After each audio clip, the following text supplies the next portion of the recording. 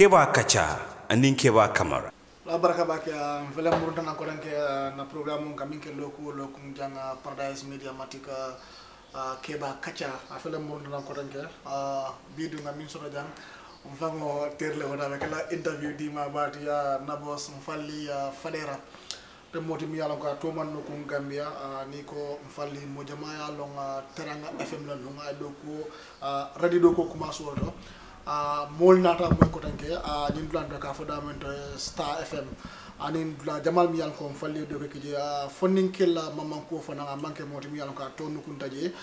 University of the Gambia bije funding killa ko mulla ko la bo dam malto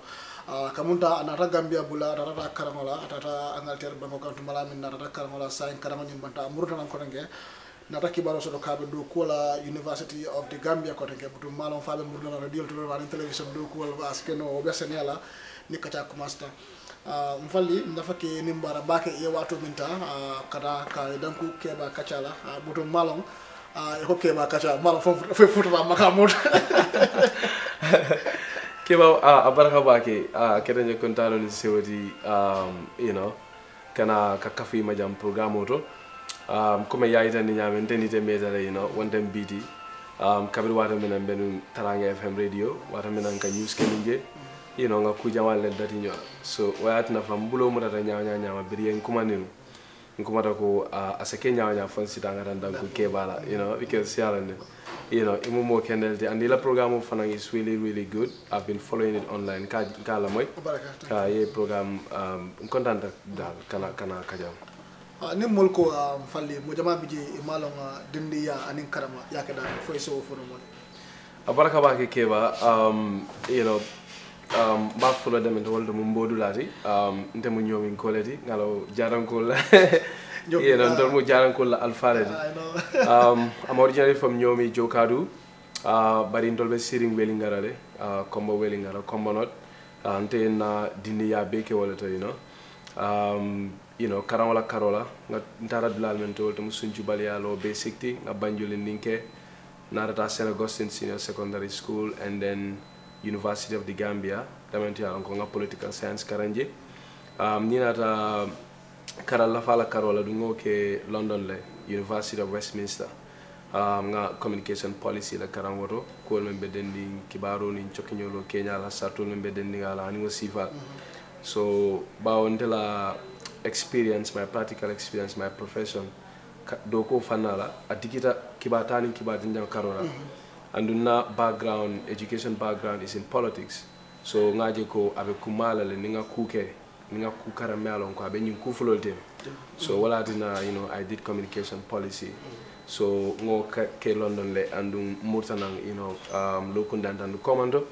kana kam mbulo la famulu kam men yalon ko lelde banku do ko ke saje banku eta nyaado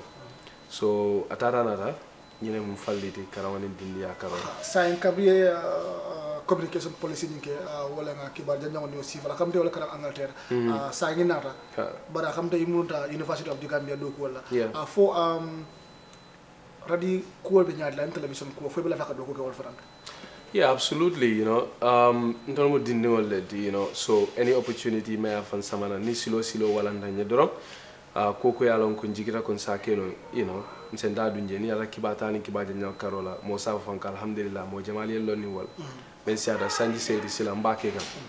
bari memem fananke ka university do ko la karola anin kibatani kibaje nyaw man fata bake because I am the overseer of the University Relations Office. University Relations Office wala mo university la bloti membe ni bantalan ko tem membe ni kibatala ni kibaje nyenal tema to le fanam be maraling ni bantalan ko fanana ko so ñin tembe na bedin nata ben university la fo jannin kata karama wato ben do ko la no vice chancellor office bari biri murtana ni university alfal sita ngaytandi la ko de bawndela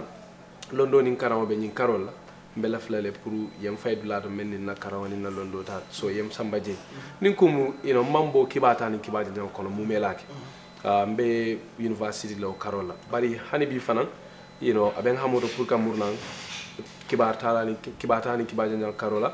na diata alay na meta mol balon na lambe kol ke kambe ku jamal fero kono ni tembenna be ku jamal tabi kan ni wol mota na diata ale Gambia ni dunia be moy la inshallah nga moy koy bere di ko huh ko nga moy koy bere di ko you know nga duwa ka fu dorom you know fanatol be se timma you know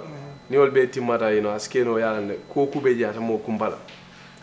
mbay fe ko do leltu dal men yalon ko you know yalo momo be ko kute kamen duwa wala mu yurwati ani nyarota so ndol nga dadi nin kankularo la radio do so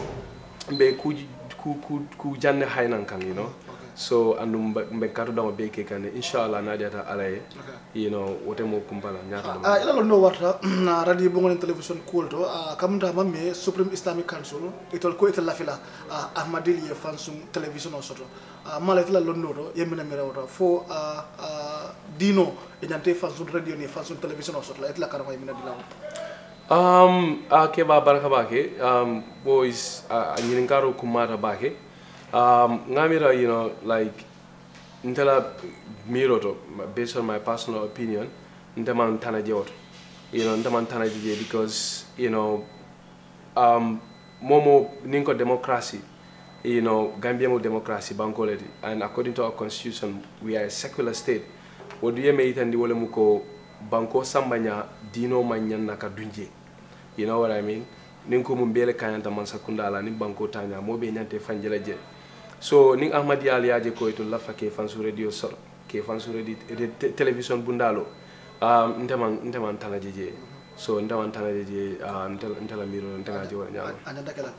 kibar janja ngonen kibar dibe nyaadi le saying tumala min na ite yake sanji jama ko man tam yan ko mansa do min benu jang ya jamme benu jang andunga yalla radi bu mo sorom watu ka tula sorom na e ko ta fango ko no ko le nyin landu kamera kibaru ke saying feleng masakunda falenta masakunda do nata kibarol be dika han kabi munen difference munen fata o masakunda do ada nyang masakunda do jonali sol kibar janja wala karo keba ngamira you know falingo men sotta o karola hani you know fingintel fon ya jele da tulu kotingol fana yamay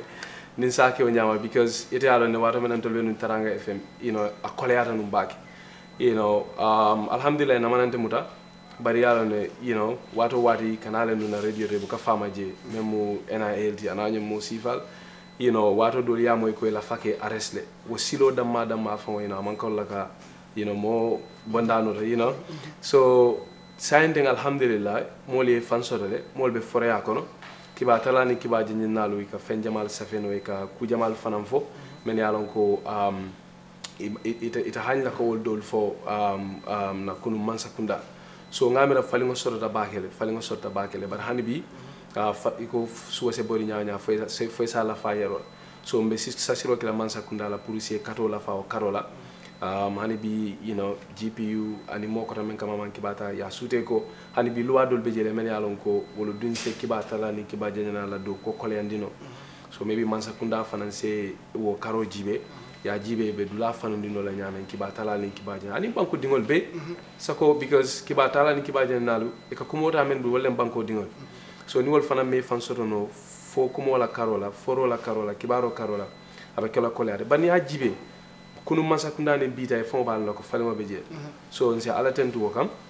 you know masakunda ba kata kam ba ke karola okay bari freedom of expression freedom of speech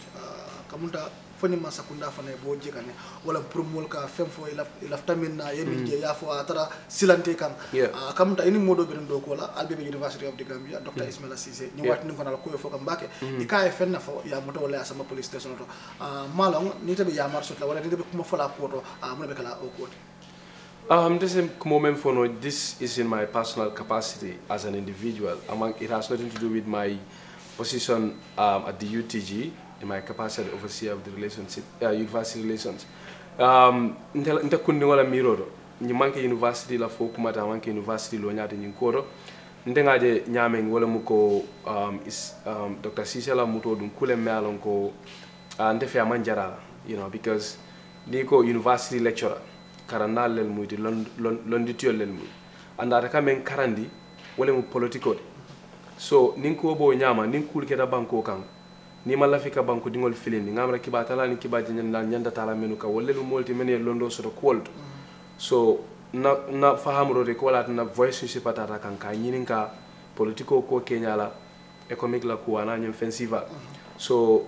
miro di man sakunda na police na raji ko mu kasit so ndefe amanya na muta mo manya na mutala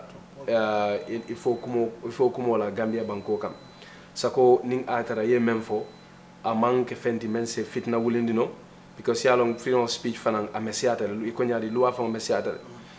ka foko freedom of speech banko ko fanan man sembo di mo la pour fen diate yaf freedom of speech fanan diamu menti wala mun ibe fen fola ibe men fola yalo ay ko kumati mi alon ka koytema so wo dalilo kam man safo banko dingol fanan be si hakilotu although freedom of speech is something me alon ko everyone is entitled to it momo inyantale yela miro fono banko tanyata na sambanya bari nimbo kela fananse cool fo men alon ka koyta mango cool men lom so ismaila la kodunde bala fa warta bari alhamdulillah ngamra silande ya ko kacale ya banne ha ya jep munum masa sifati akamunta University of the Gambia ikatla na fi Gambia andunga mo jama ya jey ya tantuwala bari mo min be ko altol ngaje ko serunga December kabrin carte fayo botala ela safaro len diamol be internet wala pour man sanyi ay bojam munatna university kadam dat ningol men yalam ko e ko fango ya jamelat na university nata ibe ko diala e ko mala fana ko tek Tonyala university la na ngamero kule melanka kumara is one of the best things that happened to this country in my opinion because handing kuteje molmen bo konte men yalon ko ndol soto buloman safo buloman ko be mbakem tol be bota in a very humble family so university karawning ay bunda jamale walante sifali ani mo jamal so ngamero mu ku kendel andum mo me sanji mo ndim flake Gambia ta flako aman ku beta killing the government did a lot of things right and one of them is the promotion of education. University of the Gambia part of that but ninata jibe comme ku jamal lel ker même fo ngati nan tol dol lota kayta because Gambia no lafta ngam la carte fay December 1st Gambia dingol koy lafta president kutole so atebe balan ninje so wala nan tol be lo dulata kay ka hakilo blandi anin kayta ndala ko anyanta Gambia dingol la lafina ko sutera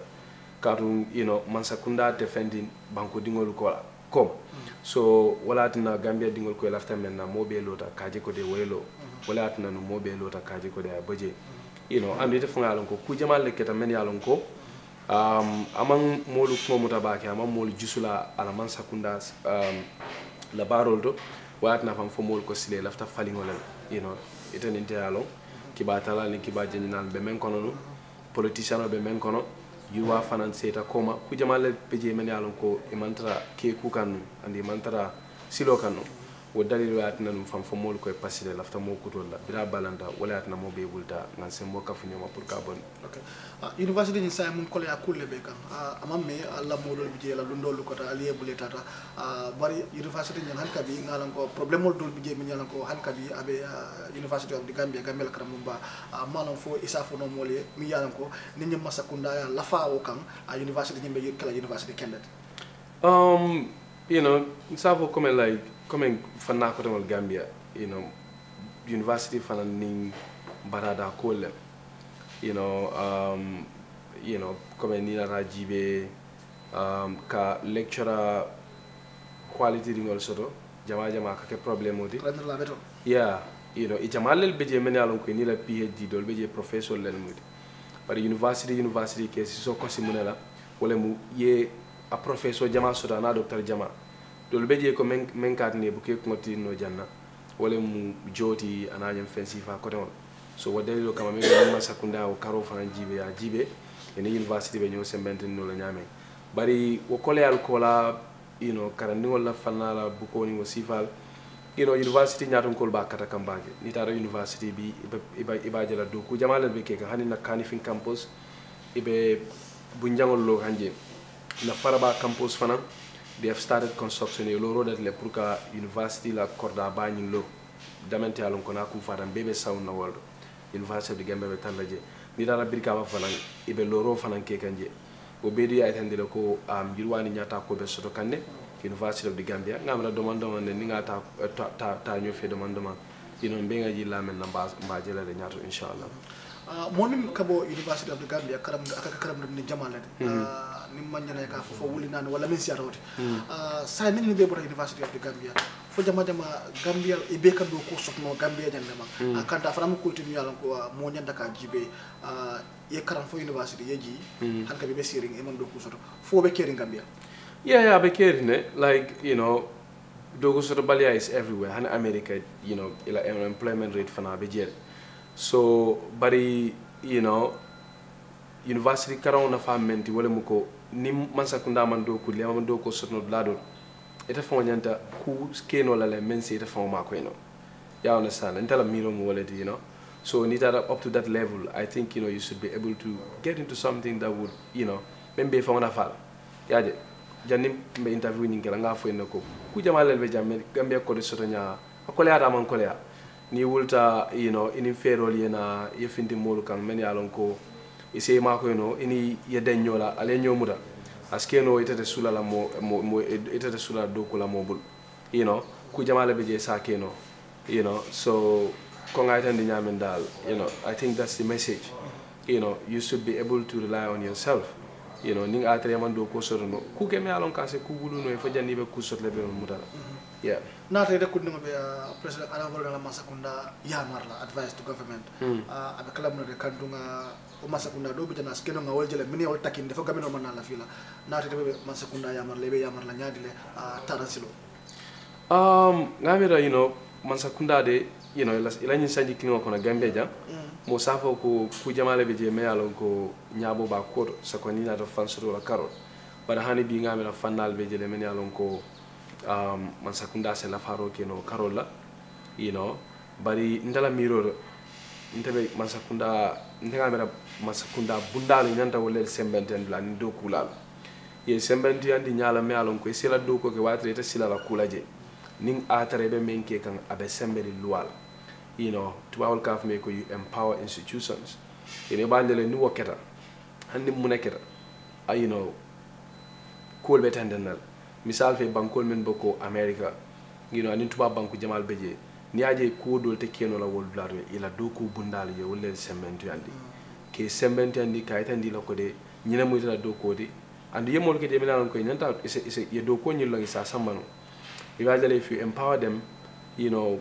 kol betenden la kabeta because mo be balon na le nyanta men la pour banko ita so ndafana dunde be ngabra man sakunda nyanta le yo karo ye nyaati wo karo fanana you know ka banko dingol fanan ka dula fanundi ye ka je ko de ye la for e bula forati no kono gamro will be kumata bagem. So what next from Fally after the master's program malo fango folbang bar say tata karam la inata mo jama bi je fam ni tata karam la ta continue ta kol dolke e be kala fikana Gambia ka do ko Gambia mune hamodi la ka bi tata fa Angleterre yamba dulal dolje mi dala ko seddo ko keno jele way la ka murum ila bango kan kana ka do ko ke jang mune hamodi dila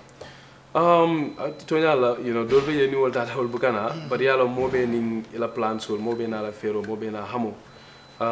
nte me murundi na wole mu kana kala faro ke banku do ko to you know like ntenga feel ko Gambia kuto inko Gambia kuto bari Gambia la kuta ya de tenden no la ate mo nyabo no la ning atara mbe man de nga banko dogo so wala atna nte fana nga feel ko you know it's my duty na nyantolem as banku dingo ngana nga sembo la fa banko dingo ko kaje ko de banku do ko me an ko mul bakan you know nga nyo de ma ay yurwa tenten sande men nata ko nga tende nyam be ko do de men yalon ko inshallah ni wol fana blata mirankin in kolbe blata mirankin girwa be sorla you know mbela fla fana ka ku ko tan wodol fana tra men yalon ko you know mol dol kenu comme ya fa nyame ko television waskeno yalla you know and other stuff that but me murundi nanjang you know me atina you know nga ko betu ko makana jang wala mu banku do ko ti ani yurwa okay be fonninkela yamar la munala wato fala man siya ba ke nata be fonninkel Gambia fonninkel yamar bi ta fa najuma mbe yamar lo men fala molié wala mu ko momo be ko kuto yamute bultan nim fluna ni be karan wala ye karan kendek ni be me ci karan wala ye me jo fanan karan kendek whatever you do you know give it your best you know be the best that you can be in whatever you do ni ibe ko kuto ni yamute bultan nim fluna ku ke taraje you know so ntebe wala fala molié you know like ning atara famo itebe maso yala ke kan do it with determination man ya ke ko anyanta kala nyame you know yeni molte mo kanta ye mol bunya ye horma inshallah ni be ko ke ka yasembe wala dron you know ku jama be ku se tarano jele ala la de maroka so nte be wala fala mode men fana yalon ko silo soto no ka karang ye karang you know because dunya mol be karang kan ete alon fe malo mol be karang kan so ni jaman na karang adiamo be siala you know because ikaje sa ku jama be je ka kayto len ni kan o siba so ndekatu wala yamal la mol la tarinke because ya ndekatu emphasize karang o sementen la ndengal na ente bondi ku kono you know ndol you know italo you know amon sonia so you know so wala na you know ntela yamalo kakamendi funding kiwele wala muko if you have the opportunity grab it and develop yourself because ni make you know if they more better like useless ikafamena ko mako nga baraka so you know so you know nibe kuku kila fana you know just think about yourself and develop yourself that's my advice yeah okay muso abi